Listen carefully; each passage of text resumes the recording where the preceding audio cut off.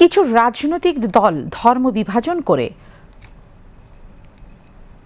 সমাজ ও রাষ্ট্রের মধ্যে বিশৃঙ্খলা সৃষ্টি করতে চায় বলে মন্তব্য করেছেন স্থানীয় সরকার ও পল্লী উন্নয়ন মন্ত্রী ও বিএনপির মহাসচিব মির্জা ফখরুল ইসলাম আলমগীর।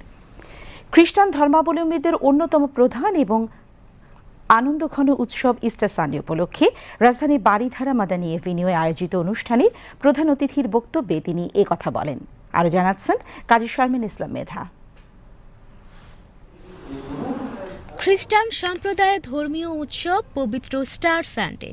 খ্রিস্ট ধর্মাবলম্বীদের বিশ্বাস অনুযায়ী এই দিন খ্রিস্ট ধর্মের প্রবর্তক যীশু খ্রিস্ট মৃত্যু থেকে পুনরুত্থান। তাই খ্রিস্ট ধর্মাবলম্বীদের জন্য দিনটি অত্যন্ত গুরুত্বপূর্ণ, সংবেদনশীল ও আনন্দের।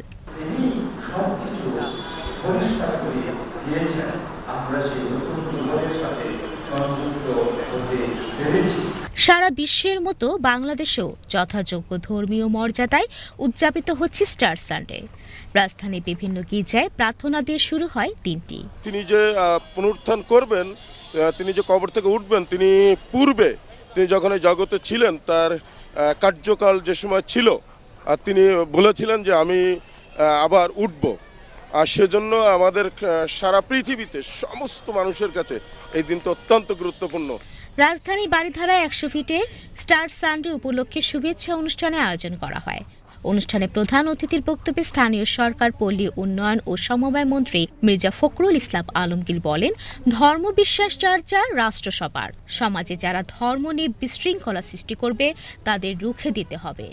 ধর্মবিশ্বাস চর্চা রাষ্ট্র সবার, এটা এই জন্যই যে আমরা বিশ্বাস করি আমাদের নেতা যিনি আমাদের এই দল সৃষ্টি করেছিলেন, বাংলাদেশ জাতীয় দল, যিনি বাংলাদেশের স্বাধীনতা ঘোষণা করেছিলেন, তিনি সবসময় বলতেন যে আমরা সবাই বাংলাদেশের মানুষ, বাংলাদেশের নাগরিক, আমরা কোনো আলাদা সম্প্রদায়ে বিভক্ত নাই। দুর্ভাগ্যক্রমে আমাদের কিছু কিছু শক্তি দল তারা এর মধ্যে বিভাজন আনার সৃষ্টি করেছে। এই বিভাজনগুলো আমাদের সমাজকে ক্ষতিগ্রস্ত করে, হিংসার উদ্রেক করে। একটি শব্দ যেটাকে আমরা হেট করি, হেট, ঘৃণা, এই শব্দটাকে আমাদের সকলেরই ঘৃণা করা উচিত। আমাদের মানুষের মধ্যে ভালোবাসা, ভ্রাতৃত্ব, সৌহার্দ্য এটা আরো বেশি করে সৃষ্টি করা উচিত।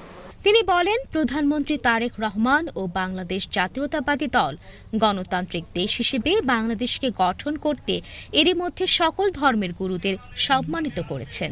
আপনারা দেখেছেন যে আমাদের এটা তারেক রহমান সাহেব অতি দ্রুত তিনি অনেকগুলো কাজ শুরু করেছেন। তার মধ্যে একটি কাজ হচ্ছে যে মসজিদগুলো যারা ইমাম খাদেম আছেন তাদেরকে সম্মানী দেওয়া, মন্দিরে যারা পুরোহিত আছেন তাদেরকে সম্মানী দেওয়া, চার্চে যারা আছেন ফাদার নান তাদেরকে সম্মানী দেওয়া,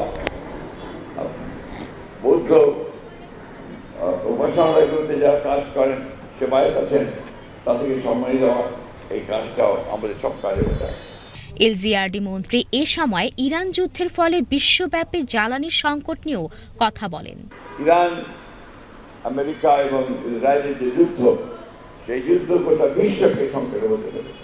আমাদের সরকার এটাকে সবচেয়ে বেশি গুরুত্ব দিয়ে বাইরে থেকে ফুয়েল, তেল, জ্বালানি, গ্যাস এগুলো আনার সমস্ত ব্যবস্থা করছে। কিন্তু সমস্যা হচ্ছে আমাদের নিজেদেরকে নিয়ে, আমরা নিজেদের দায়িত্বটা বুঝি না। আমরা একটা বাইক নিয়ে যাচ্ছি, বাইক নিয়ে তেল নিচ্ছি, নিয়ে আবার ঘুরে এসে ওই তেল রেখে দিয়ে এসে আবার বাইক নিচ্ছি। এবং এইভাবে আমরা একটা অন্যায় করছি অনেকে। এটা আপনাদের জনগণকেও কিন্তু এটা রোধ করতে হবে, অন্যায়ের প্রতিবাদ করতে হবে, প্রতিরোধ করতে হবে। আমরা আবারও আপনাদেরকে বলছি যে আমরা এই সরকার পর্যাপ্ত জ্বালানির ব্যবস্থা ইতিমধ্যে করেছে।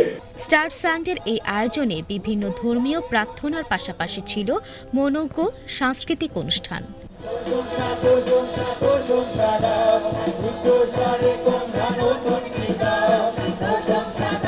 কাজী শারমিন ইসলাম মেধা, বিটিভি নিউজ, ঢাকা।